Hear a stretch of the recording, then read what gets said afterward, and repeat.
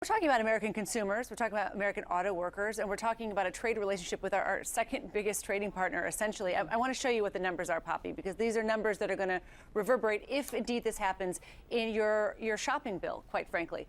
The United States imports a lot from Mexico, almost $350 billion worth of goods every year. The top categories are vehicles, machinery, other kinds of things that are used to make other things, right? We have a very complex supply chain in North America.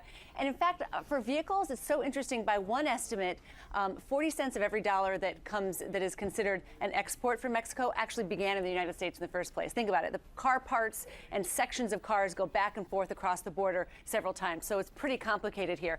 The Chamber of Commerce says right away, imposing tariffs on goods from Mexico is exactly the wrong move. This will hurt American families and American businesses. And Chuck Grassley, the Republican senator from Iowa, said trade policy and border security are separate issues. This is the misuse of presidential tariff authority. Why do you think he might be so concerned about this? One of the reasons is because the United States imports a lot of agriculture from Mexico. So think of avocados and tomatoes and snack foods and beer. These are things that would become more expensive, but we also export to Mexico. $20 billion a year American farmers ship in corn, soybeans, dairy, pork, beef. That is a very important market here. What if there was retaliation from the Mexican government? And then you would see American farmers hurt again. So overall, we've got all these things that crisscross the border that our industries and farmers and small business and American families would have to bear the cost of, Poppy.